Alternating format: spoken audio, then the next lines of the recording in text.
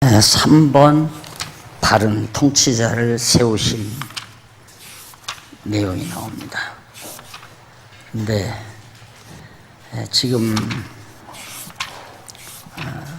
우리가 살펴야 할 중요한 대목은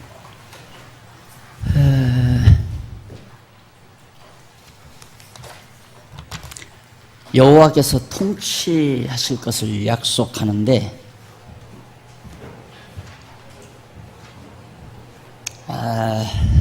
28장부터 33장까지입니다.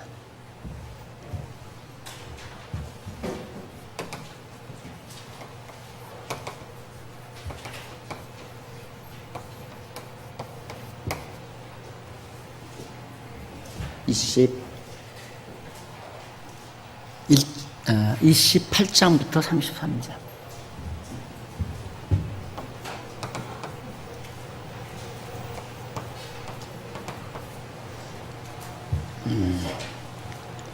어떻게 하나님께서 통치를 해 주신다는 얘기인가?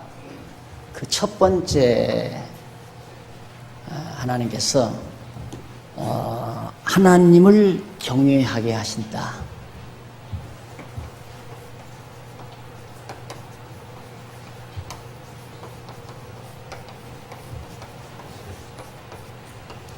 (28장)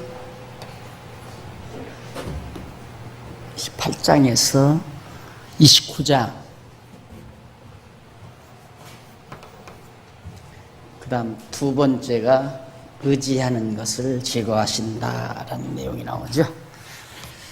30장에서 33장, 의지하는 것을 멸하심.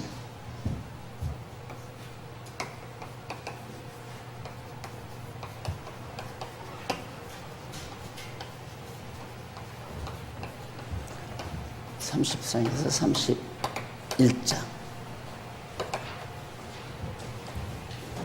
그 다음 이제 오늘 공부해 나갈 대목이 바른 통치자를 세우신다.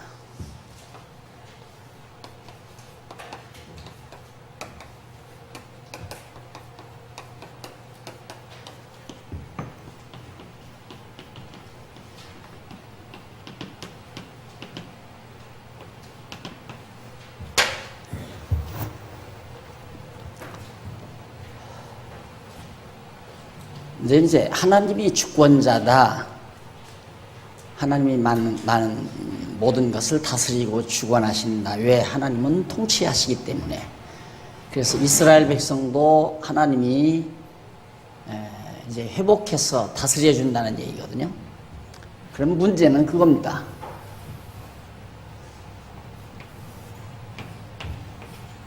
(70년) 아니에요. 여기서 망하는 것은 여호와 하나님 경외하지 아니하고 우상 섬기니까 망한다는 얘기거든요. 간단하게 요약하면. 그런데 여기 멸망, 이건 회복입니다. 70년 포로 지나고 나서, 그러면 어떻게 멸망하기 전에는 여호와 하나님께서 다스려 주지를 않고 멸망한 후에만 다스려 주시는가? 이 성경이라고 하는 것도 이 하나님의 섭리를 성경 몇 구절 가지고 본다는 건 전혀 말이 안 되는 얘기예요. 성경을 적어도 지금 우리가 이 내용이 나오는데, 여호와의 통치 약속이 나오는데 28장부터 33장까지 상당히 길잖아요. 그 내용 속에 하나님은 그럼 어떻게 통치해 주시는가? 하나님 경외케 해 주시고, 의지하는 것, 하나님 위에 의지하는 것 다 우상을 비롯해서 재물이나 모든 의지하는 것을 다 하나님께서 멸해버리시고, 그리고 올바른 통치자를 세워주신다. 그렇게 해서 나라를 다스려 준다는 얘기가 28장에서 33장 내용을 봐야 알아요. 그런데 이거 알고도 다 알았다? 아니에요. 조금만 영특한 학생 만나면, 여러분들이 이제 공부하고 중고등부 교사로 일하신다 하십시다.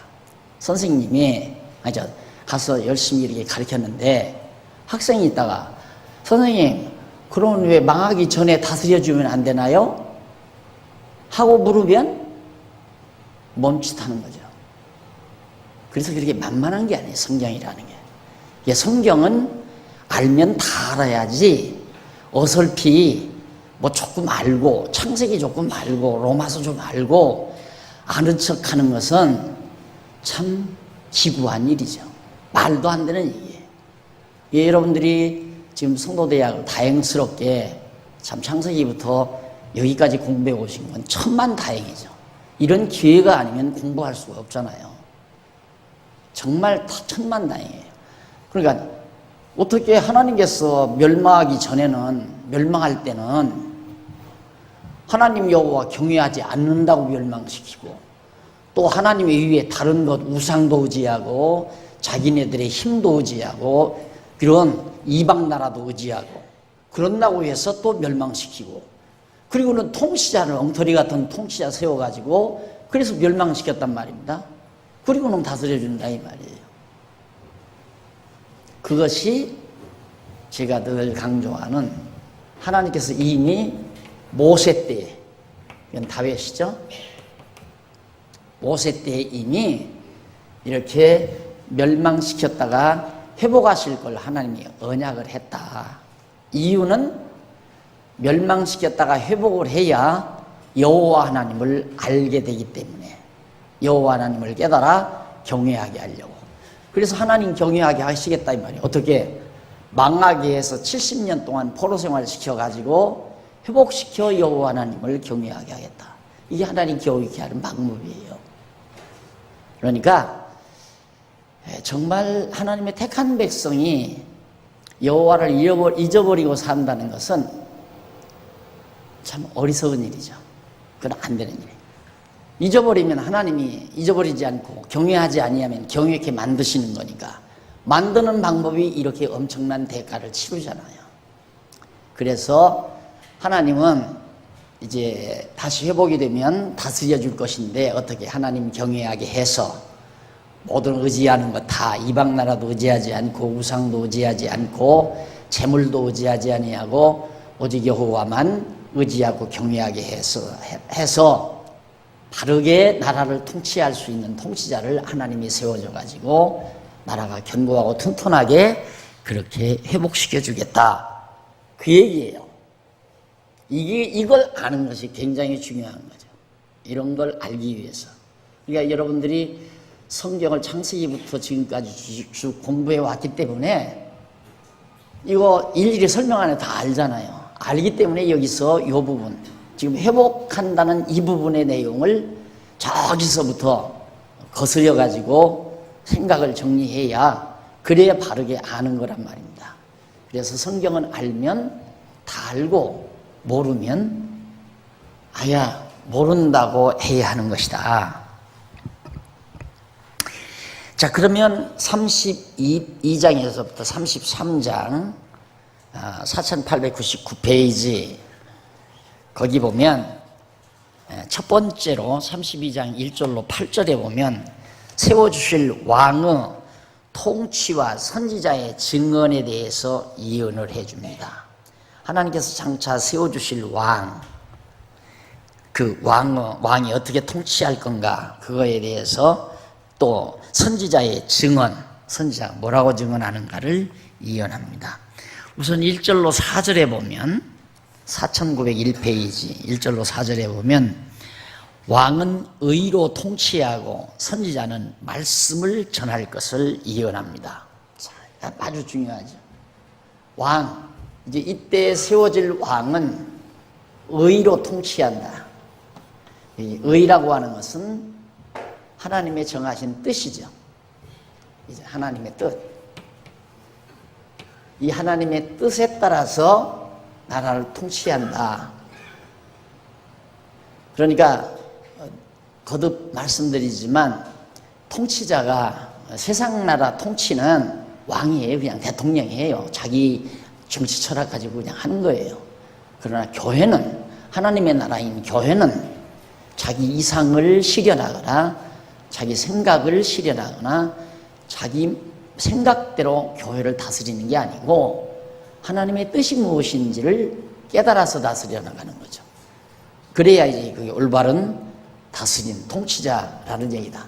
그래서 의로 통치하고, 그 다음 선지자는 하나님의 뜻을 잘 예언을 해요. 그러니까 왕은 의대로, 이 뜻대로, 하나님의 뜻을 따라 왕은 다스리고, 선지자는 하나님의 뜻을 전하고, 하나님의 뜻을 가르쳐요.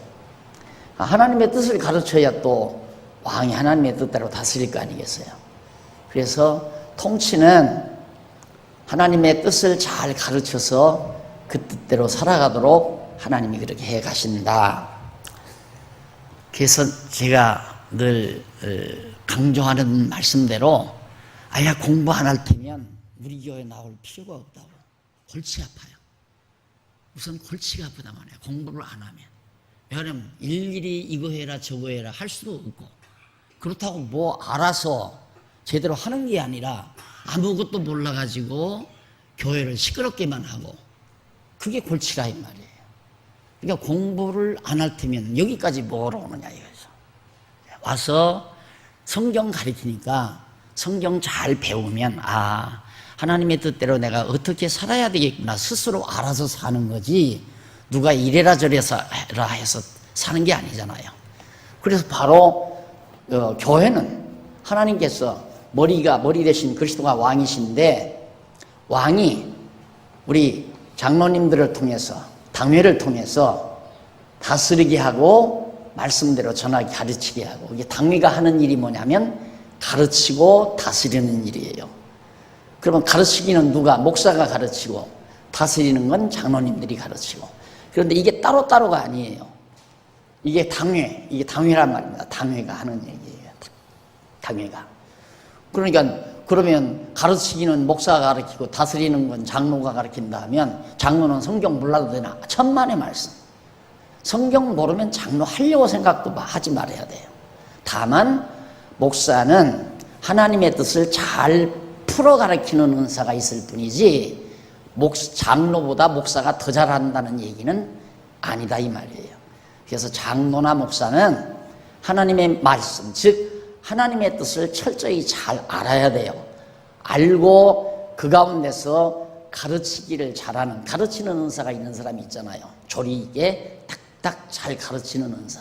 그런 은사를 받으신 분은 가르치는 장로고, 덕망 있고 인격적으로 소양이 높아서 성도들의 본이 되는 사람은 본을 보여서 다스려가고, 그렇게 해서 이제 교회가, 주님의 몸 된 교회가 주님의 뜻대로, 머리 대신 주님의 뜻대로 잘 다스려가게 되어진다.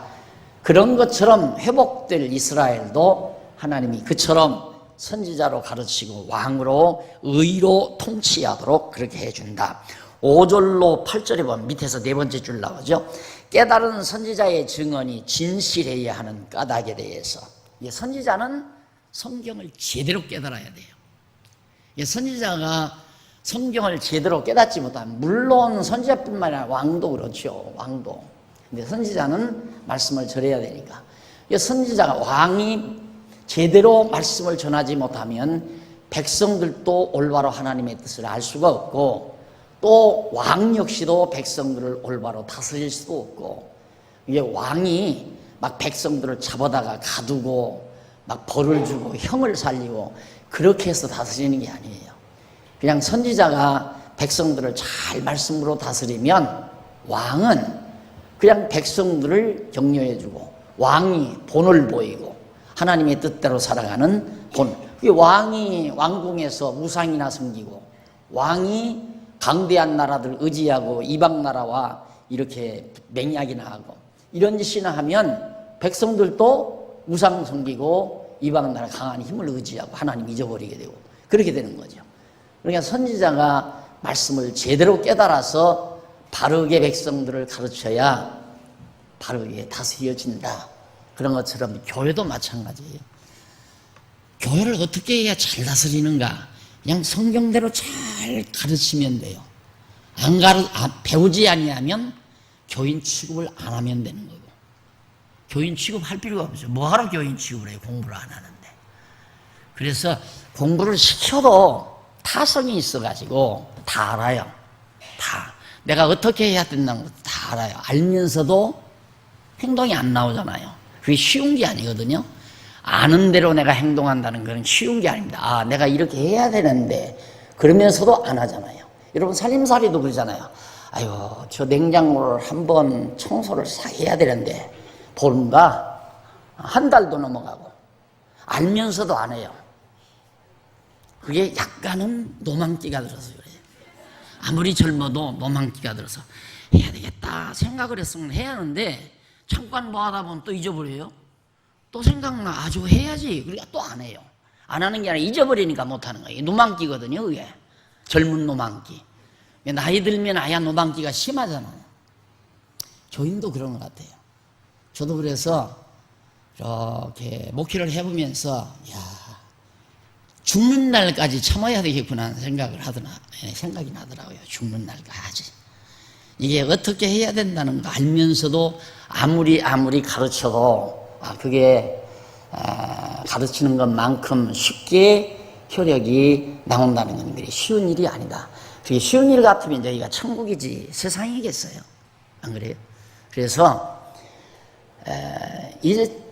제 목회 철학은 분명합니다. 그냥 성경만 가르치자 이거거든요. 성경만 가르치자. 오직 하나님의 뜻이 무엇인지만 가르치자. 그럼 배워서 깨달아 알아서 할 거 아니냐 이거예요. 그러니까 뭐 이래라 저래라 할 필요도 없고 이러자 저러자 할 필요도 없고. 그래서 이제 앞서신 분들이 특히 우리 장로님들 권사님들이 생활하는 모습을 보고 성도들이 아 저렇게 신앙생활을 하는 거구나 하고 배워야 되도록 하는 거. 그래서 이제 참 그렇게 해보려고 많이 애를 쓰는데 그런 애를 쓴답니다. 그런 쪽으로 방향을 잡아서 계속 노력이 가는데 아무래도 효력은 미미하죠. 이 효력이 미미하다고 해서 뒤엎으면 안 돼요. 그건 정로니까 정설이고 아무리 교회 일이 더디고 교회 일이 잘 안 되는 것 같아도 일하는 게 중요한 게 아니거든요. 교회가 제대로 교회되게 만드는 것이 매우 중요하지. 그래서 저는 그런 교회 통치, 교회 목회 이런 것들도 이스라엘 역사 이런 과정에서 참 많이 배워요. 아하, 이스라엘 나라 하나님이 이렇게 다스리듯이 지금 이 지상의 주님의 몸된 교회 하나님의 나라도 하나님이 이렇게. 왜? 이것은 이런 것들은 장차 메시아가 오셔서 세우실 하나님의 나라, 지상의 하나님의 나라, 교회를 다스려 가시는 하나님의 섭리에 대한 모형이에요. 그림자고 모형. 그러니까 주님이 오셔서 메시아 그리스도가 오셔서 세우실 교회를 하나님이 이렇게 다스리는 거거든요. 그래서 하나님 여호와 경외하게 만들고 이게 계속 제가 여러분들에게 가르치는 게 여호와 경외하기를 가르치잖아요. 구약 성경 가르쳐도 하나님 여호와임을 알게 하고 신약 성경을 가르쳐도 하나님이 여호와임을 깨달아 알게 하고 이유가 거기 있단 말입니다. 그러니까 여러분들이 이렇게 공부를 하니까 이럴 때 들을 때는 아하 그렇구나 그런데 왜 그렇게 빨리 잊어버려요? 죽겠다니까 그게 잊어버리니까. 잊어버리지 말고 정말 기억해서 그렇게 돼야 되는데. 그리고 또 아직 의지하는 것을 하나님이 다 제해버리시는구나. 날 들어와서 하나님 왜 그러시는지 몰라요.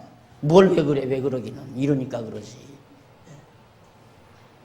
다 분명한 거 아니에요? 물어볼 거 없어요. 하나님이 정말 하나님의 교회를 다스려 가시는 데는 하나님이 이외에 다른 거 의지하면 다 끊어버려요. 그래야 될 거 아니에요. 그래야 교회가 순수할 거 아니에요.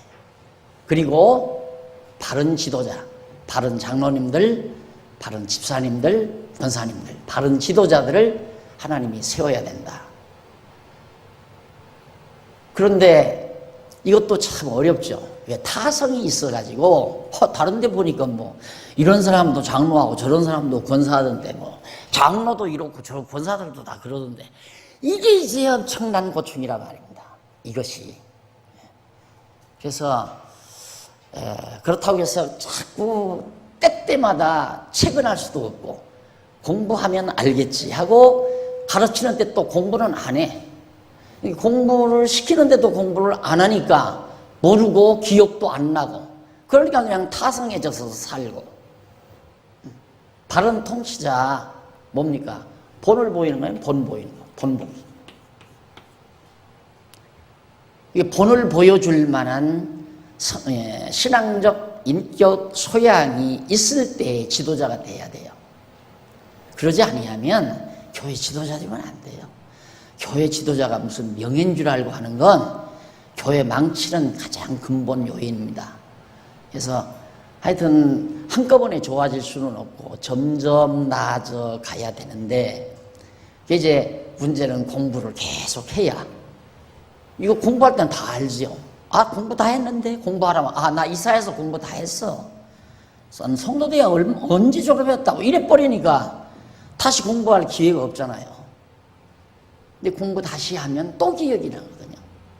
제가 오늘의 나가기까지는 계속 연구하고 가르치다 보니까 내가 나 되져가는 거죠.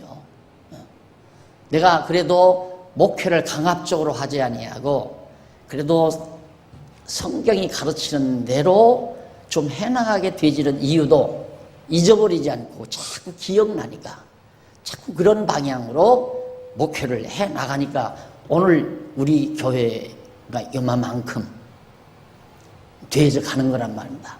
안 그러면 제가 성격이 되게 급합니다. 못 참아요. 불의를 못 참아요. 저거 아니다면 못 참아요. 어떻게든지 때려 고쳐버려야지. 그런데 그게 없잖아요. 고치려고 하지 않잖아요.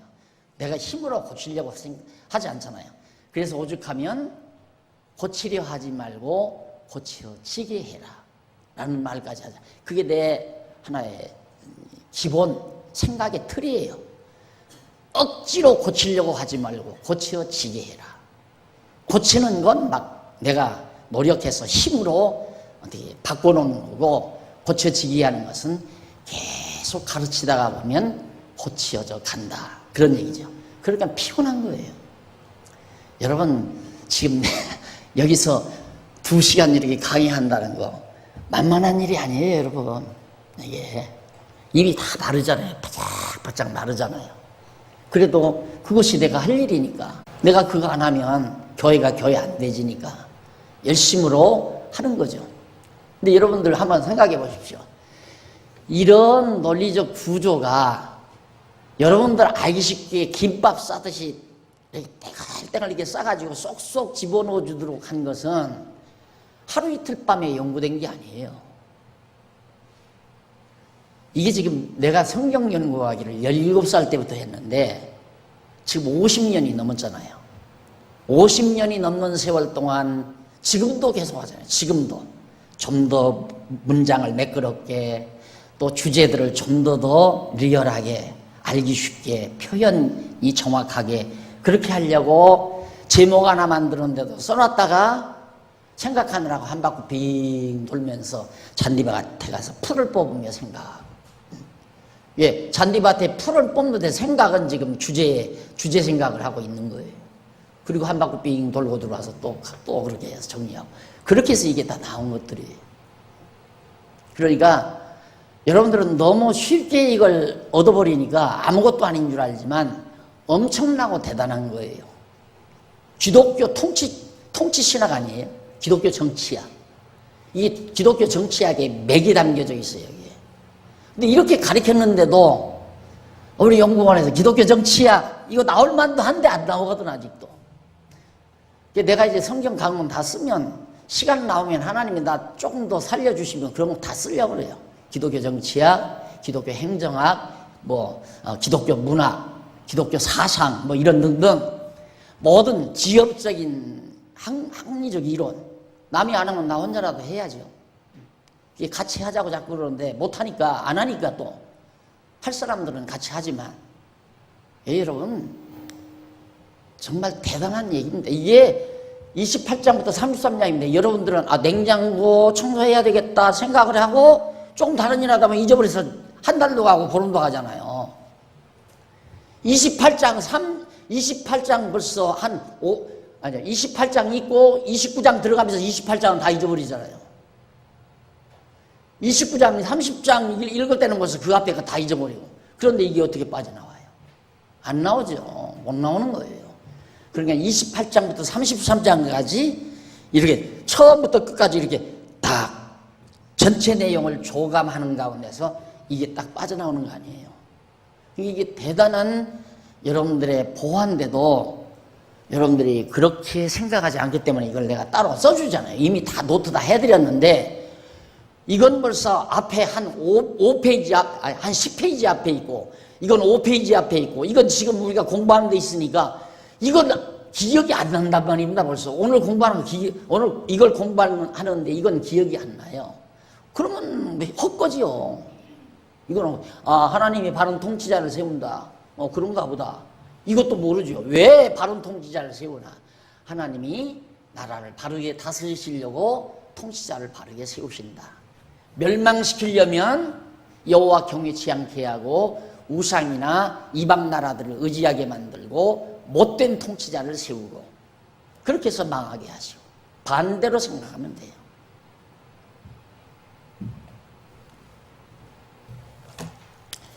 자, 그 다음 32장 9절로 14절 보면 여자들이 떨며 슬픈 태도를 취해야 할 동기.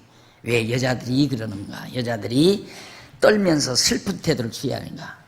자, 여기 보면 너희 안일한 부녀들아 일어나 내 목소리를 들을지어다. 남자도 그렇지만 남자도 태만에 빠져있는 남자들 한날 어디 앉아서 소주나 마시고 낮잠이나 자고 비하고 배꼽 내놓고 들어놓고서 그들에서 잠이나 자고 꼴불견이죠. 여자도 마찬가지예요. 게으른 여자, 태만한 여자, 할 일 없는 여자 참 꼴불견이죠. 예, 그게 벌써 다 타락성에서 빠지는 거예요. 그래서 너희들은 하나님의 진노를 받고 하나님의 진노 아래서 형벌받을 것을 통곡하고 슬퍼해라. 그런 얘기입니다. 그 다음 이제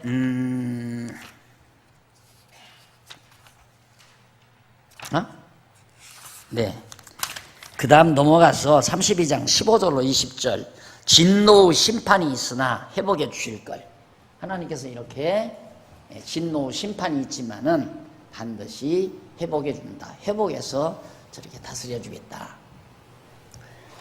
자, 그리고 넘어갑니다.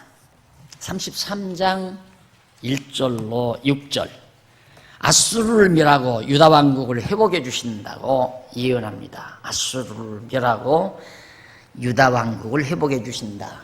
우선 721년에 아수르에 의해서 북이스라엘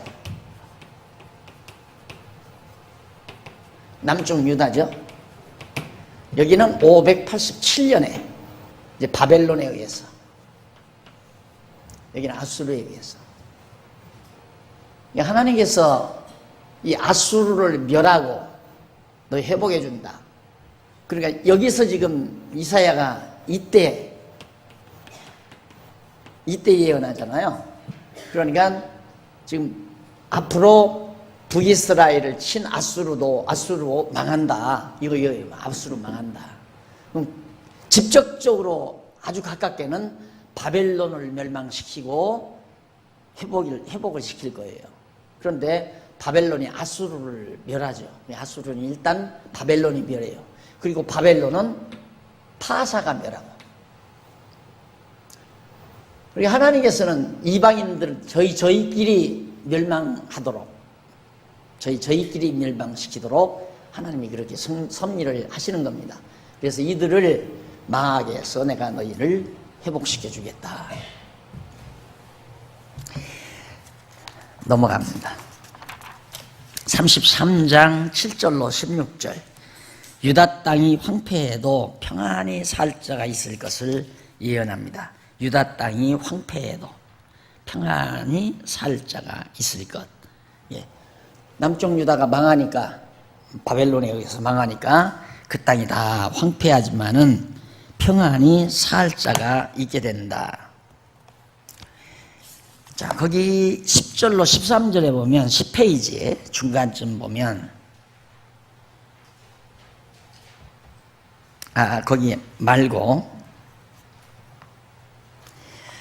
14절로 16절 보십시다. 11페이지 위에서 열째 줄. 유대인 중에 심판을 피할 자에 대한 여호와의 말씀을 예언하는 내용입니다. 그러니까 유대인 중에도 여기도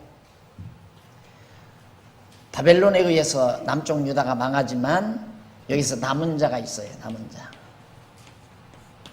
멸망해서 남은 자. 하나님은 꼭 남겨놓으시죠. 아주 멸하지 않고 남겨놓으신다. 왜? 아주 멸하지 아니하시고 다시 일으키시려고, 회복시키려고 남겨놓으신다. 그 다음 이제 17절로 24절에 보면 아수르는 망하고 예루살렘과 그 거민의 회복을 예언하는 내용입니다. 아수르.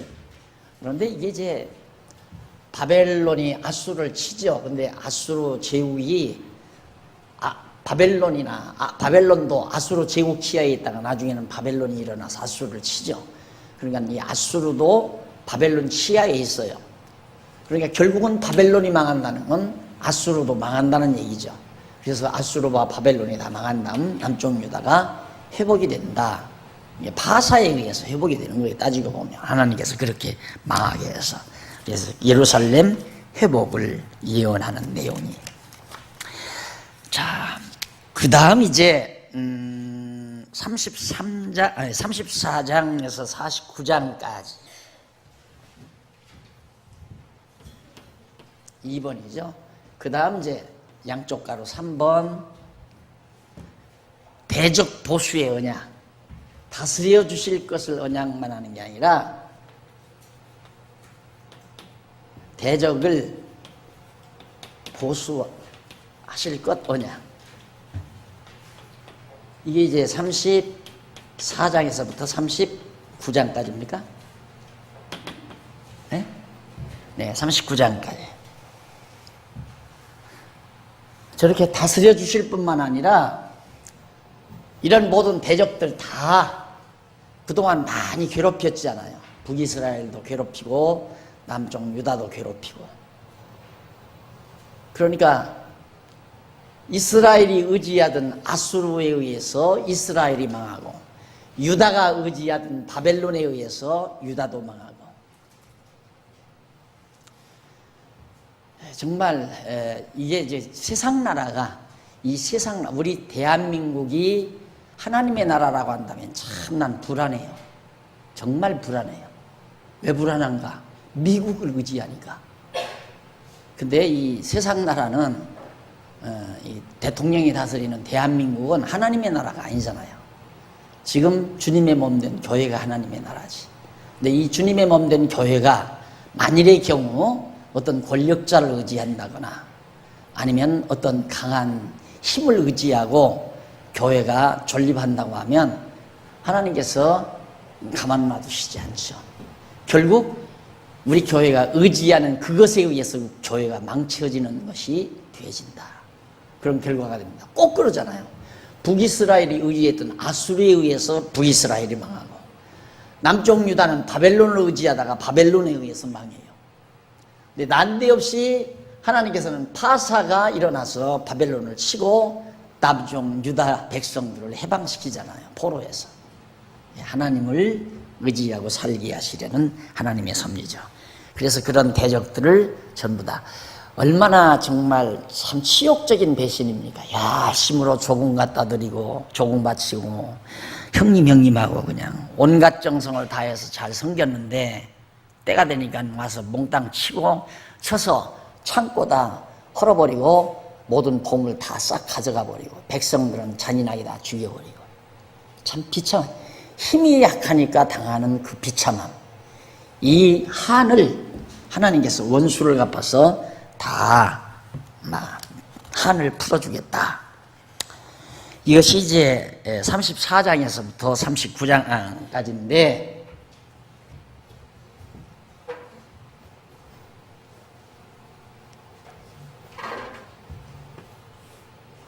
이거에 대한 첫 번째, 보수와 구원이냐.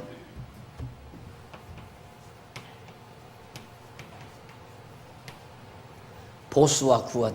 원수를 갚아서 구원해 주겠다. 열국에 대한 여호와의 심판과 그 결과에 대한 34장 1절로 4절, 모든 주변 여러 나라가 있어요. 열국들을 다 하나님이 멸하시는데 1절로 2절에 보면 열국이 말을 들어야 하는 까닭은 하나님께서 심판하시기 때문이라고 그렇게 말씀합니다. 열국은 들어라, 모든 나라들아 들어라, 하나님이 너희들을 심판하겠다. 왜? 하나님의 백성들을 괴롭혔으니까. 그러듯이 이 땅에서도 주님의 몸된 교회를 괴롭히는 권세들, 그런 세력들을 하나님께서 마지막 날 다 심판하시죠. 점점 세상은 인간 권세, 혈육 권세, 짐승 권세가 점점 점령에 들어가죠. 그래서 주님이 오실 무렵에는 완전히 짐승 권세로 꽉 찹니다. 인간 혈육 권세죠. 세상 걸요. 그래서 이 통합이 이루어진다고 그러잖아요. 요한계시록에 보면 세상 나라 모든 인간 권세가 하나로 통합이 돼버려요. 뭐 그런 말도 있잖아요. 인간들에게 전부 아기가 나면 호적하잖아요. 근데 호적이 아니라 뭐 이렇게 써놓는 게 아니라 이마나 아니면 어디 팔뚝이나 손바닥에다가 칩 하나 딱 집어넣어 준다 이 말이에요. 그러면 본부 하나 딱 만들어 놓으면 이 인간이 어디 가서 무슨 일 하는지를 다 샅샅이 다 알게. 그렇게 해서 인간을 완전히 다 통치하는. 지금 그걸 구상하고 있잖아요, 사람들이. 그 머리가 어디에서 유대인들에게서 나옵니다. 유대인들은 지금 세계 정복의 꿈속에 깊이 빠져 있어요. 저 사람들이 비록 저 좁은 땅덩어리에 저렇게 살지만 머리만은 대단한 사람들입니다. 저 사람들의 머리를 당할 사람이 없어요. 그 사람들의 머리에는 지금 그 컴퓨터도 다 그 사람들 머리에서 나왔다고 하잖아요. 그렇게 이 조그만한, 뭐 이제 더 적어지. 요즘엔 칩이 이만하잖아요. 근데 이제는 뭐 조그맣게 파다리 뭐 조그만, 눈티만한 그런 칩 하나 사람에게 딱 집어넣으면 전부 다 얻어 걸리죠. 전부 다.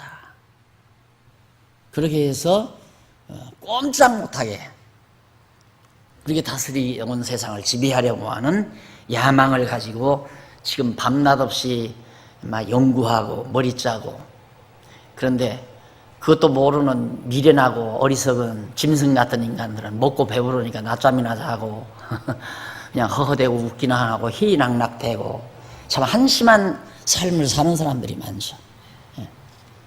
예, 세상을 바라보면 우리가 예수를 믿고 이렇게 하나님을 아는 진리를 깨닫고 산다는 게 얼마나 대단한 건가를 우리가 느끼지 않을 수가 없어요. 그래서 하나님께서는 정말 하나님을 대적하는 인간 혈육 권세를 전부 다 심판하신다. 24장 5절로 8절에 보면 거기 만국이란 말 나오죠. 18페이지에 거기 칼 하고임이라는 히브리 말 나옵니다. 만국이라는 말인데 그 모든 이방 민족들이라고 그렇게 이해를 하시면 됩니다. 모든 이방, 만국하면 이스라엘 나라도 들어가잖아요. 그러니까 이스라엘을 제외한 이방 모든 민족들, 그걸 칼하고임이라고. 하는 정관사고 고임은 민족이라는 말입니다. 칼은 모든 이방 민족. 그 다음 이제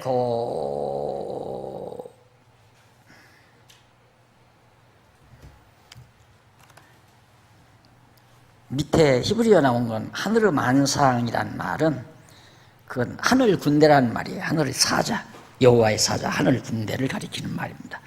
5절로 8절은 34장 에돔의 심판날이 시온을 위한 보수의 날임을. 에돔의 심판날이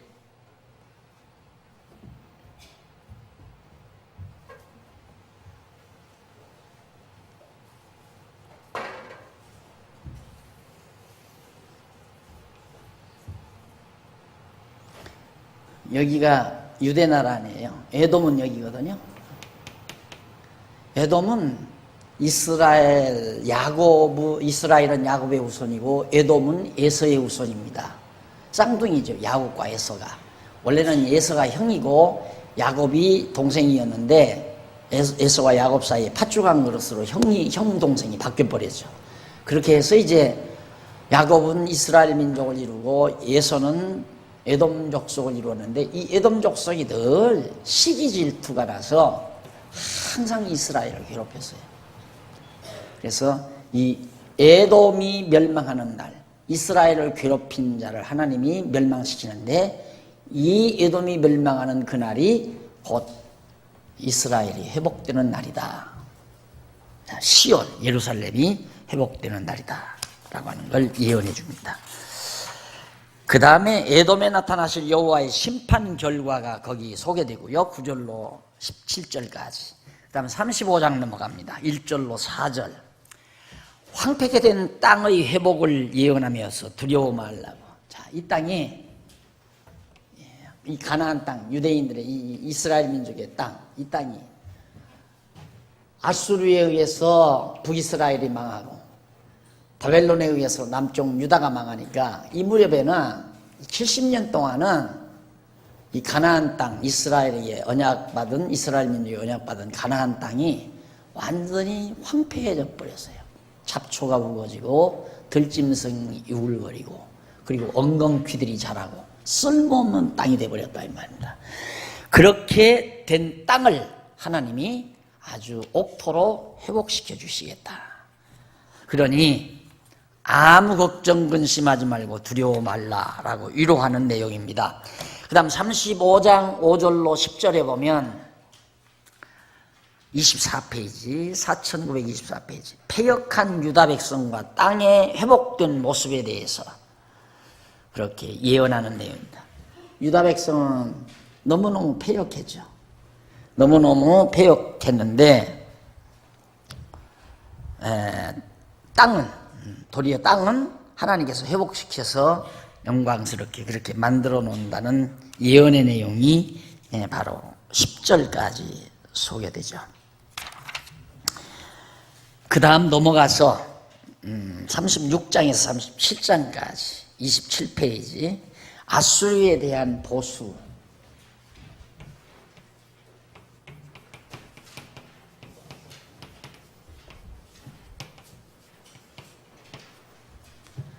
보수와 구원 언약이죠. 구원 언약.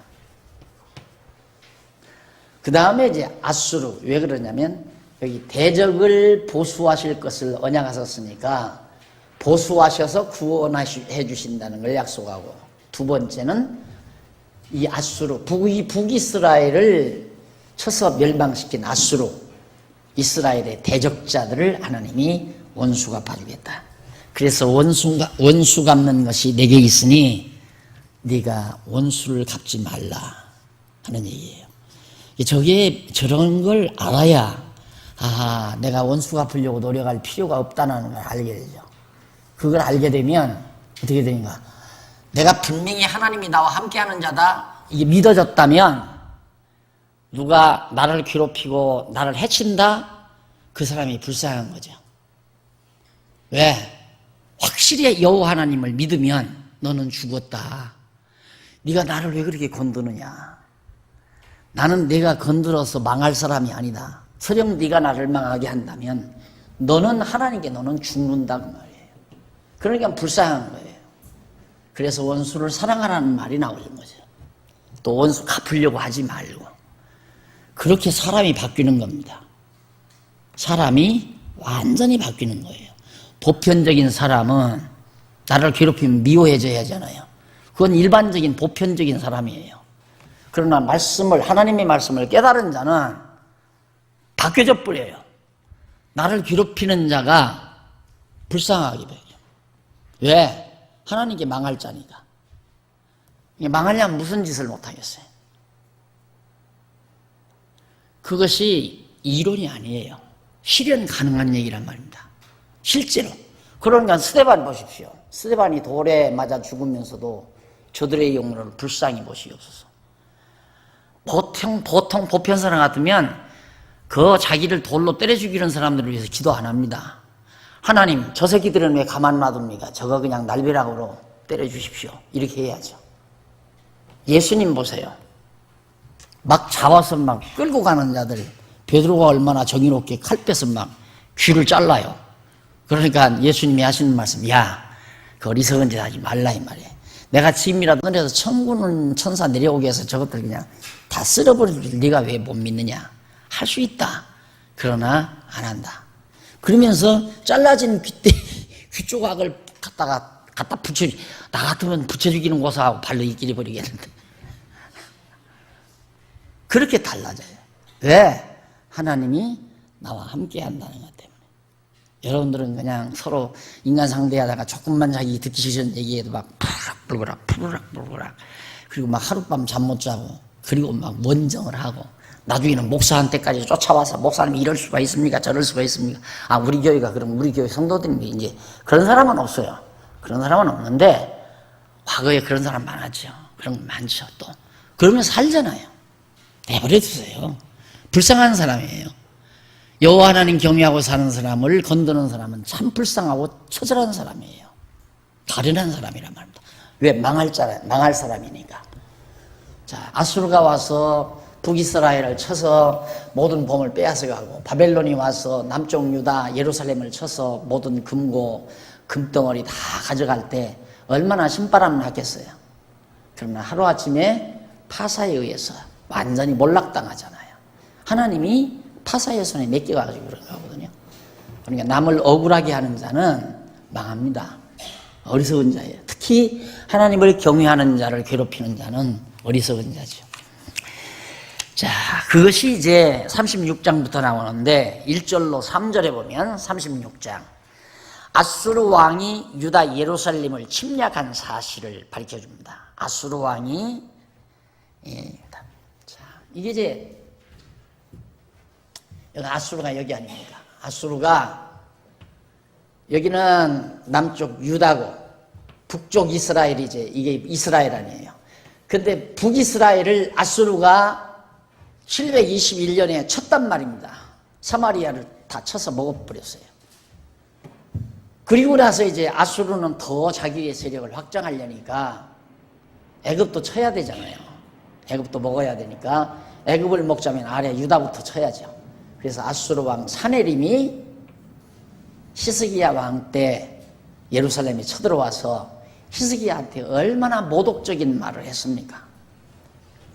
북이스라엘을 쳤는데 와가지고 뭐라고 하면 야, 아수르 왕이 섬기는 그 신이 아수르 왕으로 하여금 지금까지 승리케 하지 아니한 나라가 어디 있느냐. 다 이겨먹었다 이거예요. 누가? 아수르 왕이 섬기는 아수르 신이. 그런데 지금 너희들도 치려고 내가 왔다. 근데 너희들이라고 해서 아수르 왕의 신이 너희들이 섬기는 신보다 만 못하겠느냐. 지금 빨리 손들고 나오라 이 말이야. 얼마나 모독적인 얘기입니까? 여호와는 아무것도 아니다. 너희들이 섬기는 여호와는 아무것도 아니다. 아수르 왕이 섬기는 신이 대단한 신이다. 그냥 빨리 손들고 나오너라. 그러면서 백성들에게 막 자꾸 그렇게 선동을 한단 말입니다. 그것도 막 백성들이 알아듣는 말로. 그리고 막 모독적인 편지를 써서 보내요. 그러니까 오죽 답답하면 히스기야 왕이 그 편지를 하나님 앞에 딱 펼쳐놓고 하나님 이것 좀 보십시오 하고 눈 감고 하나님 앞에 엎드렸단 말입니다. 작살나잖아요. 바벨 왕, 이제 아수르 왕. 그렇게 했다고 아수르를 쳐서 멸하시는 거예요, 하나님께서. 예. 얼마나 히스기야 왕이 정말 고통스러웠으면 하나님 앞에 편지 조각지를 펼쳐놓고 하나님 앞에 엎드렸겠습니까? 하나님이 그 기도를 들어주시고 결국 아수르를 망하게 한다. 4절로 10절에 보면 아수르 군장 랍사게가 히스기야 왕을 비방하며 조소했던 사실이 그 역사서에 나온 내용을 그대로 기록해 옮겨놓은 내용이 여기 나옵니다. 랍사게라고 한 군장이죠. 아수르 군장. 와서 얼마나 히스기야 왕을 괴롭히고 조소하고 멸시했는지 모릅니다. 그 다음 넘어가서 36장 11절로 20절 보면 랍사게가 백성에게 알아듣도록 아수르 왕의 말을 전합니다. 아까 다 얘기했죠. 백성들이 들으면 벌벌 떨리게끔 아까 말한 대로 야 아수르 왕이 섬기는 신이 우리 아수르 왕으로 하여금 승리케 아니한 나라가 어디 있느냐. 다 승리했다 가는 곳마다. 너희라고 해서 너희들 신 여호와 신이 아무것도 아니다. 다른 나라도 다 신이 있었어도 다 망했다. 아수르 신에게는. 그러니 어서 황복하고 나오거라. 이런 말을 백성들이 다 알아듣는 말로 다 해버리니까 히스기야가 얼마나 답답했겠어요. 그래서 결국 하나님께서 아수르를 멸한다. 그리고 36장 21절로 37장 7절까지 34페이지 아랫부분에 나오죠. 기도를 부탁한 왕에게 아수르가 멸망한다고 예언을 합니다. 기도를 부탁한 왕에게 왕이 기도를 부탁했는데 선지자가 걱정하지 마십시오. 아수르 왕 망합니다. 그대로 아수르 왕이 망했죠. 그 다음 37장 8절로 13절에 보면 랍사게가 히스기야에게 사자를 보내 항복할 것을 아직도 안 망해서 지금 계속해서 랍사게 이제 아수르 왕의 군장입니다. 랍사게가 랍사게가 아수르 왕이 라기스를 떠났다함을 듣고 돌아가다가 그 왕이 림나 치는 것을 만나니라. 랍사게는 아수르 왕의 군장입니다. 그리고 37장 14절로 20절 히스기야가 받아본 글을 여호와 앞에 펴놓고 기도하는 내용 나오고요. 그 다음 사네림에게 하신 여호와의 말씀을 히스기야에게 전하는 사네림에게 아수르 왕 사네림에게 여호와께서 말씀하셨어요. 뭐라고 하는가 한번 읽어보실까요? 23절까지 21절로 아모스의 아들 이사야가 보내요. 선지자 이사야가 전한 거니까 보내요. 히스기야에게 이르되 이스라엘의 하나님 여호와께서 말씀하시되 네가 아수르 왕 사네림의 일로 내게 기도하였도다. 편지 펴놓은 걸 말하는 겁니다. 하시고 22절 여호와께서 그에 대하여 이같이 이르시되 처녀 딸 시온이 너를 멸시하며 조소하였고 딸 예루살렘이 너를 향하여 머리를 흔들었느니라. 네가 회방하며 능욕한 것은 누구에게냐? 네가 소리를 높이며 눈을 높이 들어 향한 것은 누구에게냐? 곧 이스라엘의 거룩한 자에게니라. 이 건방진 놈아 그 말이에요. 사네림 아수르 왕 사네림에게 하나님께서 이 건방진 놈아 결론으로 말하자면 그 말이에요. 그리고 말씀하셨다. 괘씸하다 이 말이에요. 어디 감히 하나님의 전이 있는 예루살렘을 내가 넘보느냐 이런 얘기죠. 그 다음 넘어가서 37장 30절로 38절 여호와께서 징조와 예언대로 치셔서 아수르가 결국 패망을 합니다. 그 패망할 때가 바벨론이 아수르를 칠 때예요. 아수르를 칠 때. 아수르가 이스라엘을 721년에 주전 북이스라엘을 먹고 남쪽 유다를 먹으려다가 바벨론에 의해서 아수르가 망해버리고 말았다. 여러분 다윗이 무슨 죄가 있습니까? 다윗이 아무 죄도 없죠. 힘도 약한 다윗. 그런데 사울이 시기가 나서 다윗 죽이려고 쫓아다녔잖아요. 근데 다윗 아주 당당하죠. 그 모습이 항상 저는 아련히 자꾸만 머릿속에 남아있어요. 다윗의 그 모습이. 그 도망가가지고 따지고 보면 정말 그 호랑이에게 몰린 토끼 마냥 바들바들 떠는 심정일 거 아닙니까? 따지고 보면. 그러나 다윗은 그러지도 않았어요. 어쨌든 그냥 피신해서 굴 속에 들어가서 아둘람 굴입니까? 굴에 들어가서 이제 피신하고 있을 때 그때 이제 사울의 군대들이 다윗을 찾아서 죽이려고 와가지고 굴 밖에서 이렇게 둘러앉아가지고 있다가 잠이 들었단 말입니다. 사울 왕도 한가운데서 이제 깊이 잠이 들었고 다윗이 떡 나와보니까 다 잠들었고 사울이 다 잠들어 있고 다윗을 따르던 자가 주여 명령만 하십시오. 그냥 내가 창으로 사울랑 코 한 번 찍으면 끝나는 거 아니에요. 허락만 하십시오 이 말이에요. 다윗이 얼마나 늠름하고 당당합니까? 아서라 이 말이에요. 그가 죽을 자라면 구태여 내 손으로 왜 죽이느냐. 죽을 자라면 하나님께서 이방인의 손을 들어서 그를 죽일 것이다. 죽이지 말라. 이것이 다윗이 가졌던 신앙이에요. 여러분 이 생각 늘 하고 사셔야 됩니다. 진짜. 그래야 내 마음이 평안해져요. 욕을 먹어도 평안하고 비난을 들어도 평안하고 천대를 받아도 편안하고 억울해도 편안하고 그래야 편안해요. 여호와를 아는 지혜가 없으면 편안함이 없어요. 진짜 편안하죠. 근데 진짜 그렇게 됐잖아요. 사울이 나중에는 이방인의 침입에 의해서 사울이 그냥 거꾸로 죽어서 목 잘려 죽었잖아요. 다윗이 안 죽여도 죽었어요. 구태여 내가 원수 갚으려고 할 필요가 없다는 말이에요. 바로 그거예요 지금. 아수르가 여기 히스기야 왕 때인데 히스기야 이사야 시대니까 이사야 선지자 시대니까 아수르 왕이 그렇게 와서 히스기야 왕을 멸시하고 천대하고 조소하고 당장 죽이고 싶죠. 억울하고 창피하고. 하나님께서 해치워버리잖아요. 바벨론 시켜가지고. 이런 거 안 믿으려면 믿을 필요 없어요. 신앙생활 할 거 없어요. 이런 거 안 믿으려면. 이런 하나님의 말씀을 믿지 않으려면 신앙생활을 뭐로 해요? 복 받으려고? 아니 예수 안 믿는 사람도 복 받고 돈 잘 벌고 잘 살던데 뭐. 꼭 교회 다녀야 믿나?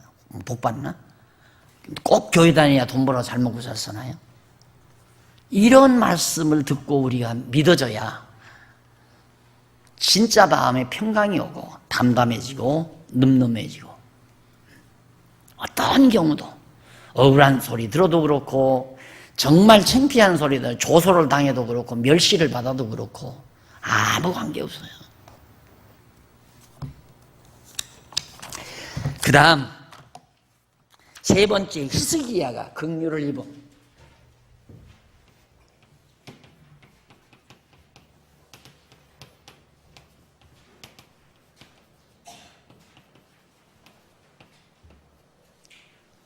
자, 대적을 보수하실 것을 언약하신 것이 34장에서부터 39장까지인데 그 안에 보수와 구원을 언약한 내용이 34장부터 몇 장까지입니까? 35장까지. 그 다음 보수하실 것이 35장에서부터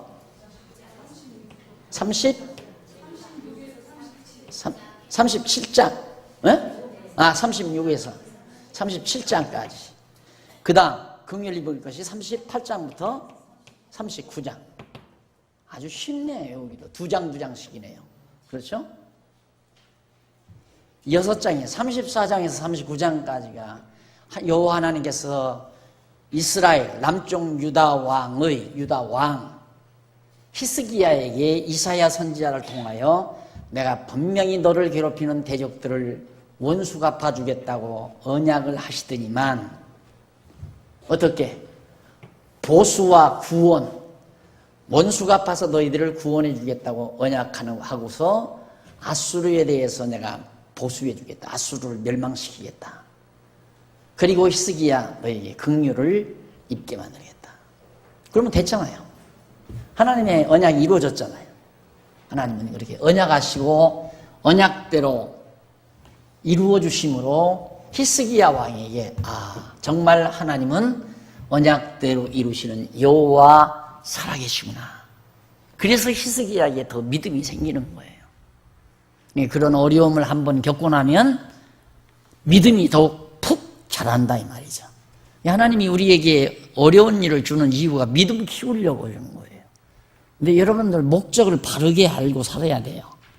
여러분들이 사는 목적을 이 땅에서 기왕 예수도 믿고 돈 잘 벌어서 잘 먹고 잘 살고 의시되고 어깨 펴고 살아야 되겠다. 이렇게 목적 정하면 죽는 날까지 코너에 백입니다. 코바가 끼고. 목적은 거기다 두면 안 돼요.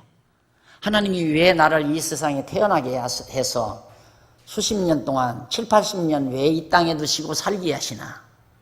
여호와 하나님 살아계심을 깨달아 믿고 신앙이 자라게 하려고. 목적이 거기에 있어요. 그럼 신앙 자라게 하려면 여기도 아까 처음에 내가 시작할 때도 한 얘기지만 하나님께서 그렇게 히스기야에게 긍휼을 베풀려면 애당초부터 아수르가 쳐들어오지 못하게 하셨어야죠. 그게 우리가 바라는 거 아니에요. 다 그걸 바라는 거야. 기왕에 그렇게 하나님께서 히스기야 왕에게 긍휼을 베풀 바에는 아수르 왕 사내림이 쳐들어오지 않게 했으면 더 좋잖아요. 그런데 안 그래요. 쳐들어오게 해서 온갖 멸시 당하게 하고 천대 받게 하고 조소를 당하게 하고 그렇게 한 다음 너희는 왜 내 사랑하는 히스기야 왕을 그렇게 괴롭혔느냐. 바벨론아 이놈 가만 두지 마라. 쳐라. 그래서 바벨론 멸한 다음 히스기야 왕에게 사랑과 긍휼을 베풀어서 야 진짜 여호와는 나의 하나님이시로구나. 다시 한번 믿음이 성숙하게 하시려고 저 고난의 역사를 이끌어 가시는 거란 말입니다. 그러니까 여러분 사시다가 어려운 일이 오면 하나님 또 나 키우려고 그러는구나 이렇게 생각하시면 돼요. 똑같아요. 여러분들 자녀들 그 귀여운 자녀를 뭐하러 학교 보내가지고 유치원 보내가지고 고생을 왜 시켜요? 그냥 항상 품에다 끌어안고 살지. 가서 애들하고 싸움도 하고 매도 맞고 또 선생님한테 혼도 나고 그러는데 뭐하러 보내느냐 이 말이죠. 그럼 유치원 다녔으면 초등학교는 또 뭐로 보내? 더 어려운데. 초등학교 마쳤으면 중학교는 또 뭐로 더 보내? 더 어려운데. 자꾸 더 어려운 곳으로 보내서 지식의 척도가 자라게 하려고. 그런 것처럼 하나님께서도 이처럼 당신의 사랑하는 백성들에게 어려운 곤고한 날을 주고 더 곤고한 날을 주면서 우리의 신앙을 자라게 가는 거다. 그것이 하나님의 섭리예요. 그러니까 하나님의 목적이 거기에 있는 거니까 내가 사는 목적도 거기에 둬야지. 내 믿음을 자라게 하시려고 하나님이 나를 살게 하신다. 여기에 둬야지. 그러니까 내가 늘 그러잖아. 나는 장안중앙교회 목회하는 게 목적이 아니라고. 내 신앙, 여호와 하나님을 향한 내 신앙이 자라나는 게 내 목적이라고. 여호와 하나님 경외하기를 배우는 것이 내 목적이라고. 진짜예요. 그러기 위해 살아요. 장안중앙교회 여러분에게 목사 노릇하려고 살지 않아요. 목사 일을 시킨 것도 하나님이 교회도 잘 되게 했다가 안 되게 했다가 교회도 형통하게 했다가 곤고한 날 주었다가 그러면서 또 그런 걸 보고 여호와 하나님 경외하기를 나로 하여금 배우게 하는 거죠. 그러니까 잘 돼도 좋고 안 돼도 좋고 안 되면 안 되는 대로 내 능력대로 안 되는구나. 잘 되면 잘 되는 대로 하나님 여호와께서 또 잘 되게 하시는구나. 그러면서 배우며 사는 거죠. 그러지 않고 장안중앙교회 잘 돼야 되는데 그래야 내가 성공하고 나도 잘 먹고 잘 살고 한번 어깨도 펴고 또 의시도 되고 그럴 수 있는데 이렇게 목표를 정하고 한다면 목회 이렇게 안 하지요. 또 이런 방법으로 안 하죠. 듣겠으면 듣고 배우겠으면 배우고 나오겠으면 나오고 말겠으면 말고 그러죠. 안 나와도 전화 한 통 안 하잖아요. 나오고 싶으면 나오고 공부하고 싶으면 하고 하기 싫으면 말고 억지로 공부하라고 안 하잖아요. 그래서 내가 요즘 성도대학 졸업장 주는 것 때문에 내가 신경을 좀 쓰잖아요. 졸업장 받으려고 공부하는 사람들이 있다니까. 성도대학 졸업장 받아야 아무도 안 알아줘요. 졸업장 드리려고 공부시키는 게 아니에요. 성경을 배워서 여호와 경외하기를 배우라고 공부를 시키는 건데 야 성도대학 나와야 집사 된다더라. 야 그것도 참 어떻게 해야 될지 참 힘들다. 이렇게 하면 또 이렇게 몰려가고 저렇게 하면 저렇게 몰려가고 어차피 또 인간 세상이니까 약속은 해야 되잖아요. 약속은. 그 말은 졸업장 있어야 한다는 말은 공부하시고 집사 봉사하십시오. 그 말이거든요. 성경 공부를 하신 다음 하나님의 뜻을 알고 집사로 봉사하십시오. 그 말인데 이게 졸업장이 있어야 된다 말을 그렇게 하니까 종이 쪽지가 뭐가 그렇게 대단한 거냐 이 말이야. 졸업장이. 나는 그러니까 그거 안 줬잖아요. 그런데 다른 목사님 대학장 하면서부터 어떻게 그냥 뭐 졸업식도 하고 막 졸업장도 뭐 근사하다가 근사한 타바에다가 넣어서 막 이렇게 주고 하니까 저건 아닌데. 그러다고 내가 안 했다고 해서 당신도 하지 말라고는 어렵잖아요. 여러분은 그래서 공부하는 건 아니잖아요. 졸업장 받으려고 하는 건 아니죠. 제발 그랬으면 좋겠어요. 졸업장 받기 위해서 공부하면 안 됩니다. 그래서 내가 지금 우리 여기도 이제 신학교 나라에서 정부에서 인정하는 학교를 하나 하고 싶어도 박사학위도 주고 막 석사학위도 주고 할 수 있잖아요. 하면 그러면 어떤 사람들이 오는가? 돈 있는 사람들이 학위 받기 위해서 오는 거예요. 우리 로고스 신학원을 누가 오는가? 예를 들어 로고스 신학 대학원 대학 인간을 냈다 하십시다. 그럼 누가 오는가? 정말 하나님의 말씀 이 성경 신학이 소중해서 이 진리를 배워가지고 여호와 경외하기를 더욱 깨달아야 되겠다. 이런 순수한 사람들이 왔으면 참 좋지요. 공부도 제대로 하고 기왕이면 제도권 안에서 학위도 받고. 그런데 그게 아니라 돈 뭉치 싸들고 이거 나 박사학위 하나 부탁합니다. 그러면 그 사람은 공부를 안 해. 거짓말로 공부해요. 공부하라면 인터넷에 들어가 전부 베껴가지고 갖다 낸다 이 말입니다. 그러면 교수는 원수 척을 안 지려면 합격시켜야 돼요. 리포트 냈는데 어떻게 합격을 안 시켜요? 그리고 뭐 인터넷에 들어가 다 조사했는데 당신 이거 조사했구만, 당신 이거 카피했구만 이러면서 하나하나 따지기 시작하면 이제 그분하고 이제 원수 척지는 거죠. 그런데 일단 돈이 들어왔는데 돈도 엄청나게 몇 천만 원 들어왔는데 야 이거 학위 하나 종장 하나 써주면 되는 건데 그러니까 교수도 흔들리는 거예요. 내가 이제 거기서 지금 고민하고 있는 거예요. 그 부분에서 내가 고민하고 있는 거예요. 정말 박사학위가 그렇게 소중한 건가? 석사학위가 그렇게 소중한 건가? 정부가 인정하는 학교가 그렇게 소중한 건가?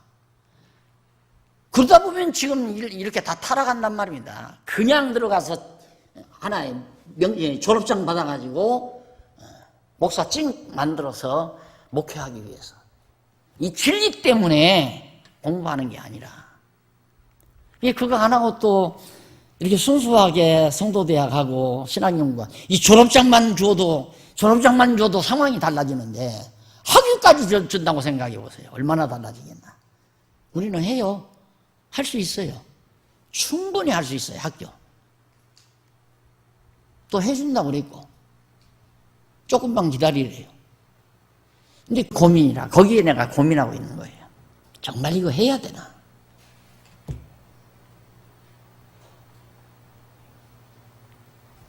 그래서 내가 큰 걸 싫어합니다.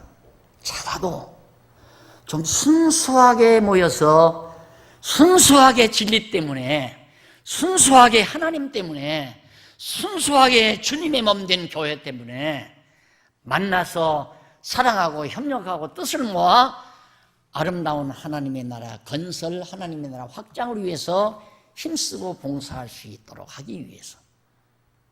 안 그러면 그런 것들이 잡티가 끼면 잡것들이 모여요. 잡것들이 자꾸. 원래 냄새나는 곳에는 파리들이 모이게 돼 있어요. 썩은 음식이 있으면 반드시 파리들이 모여요.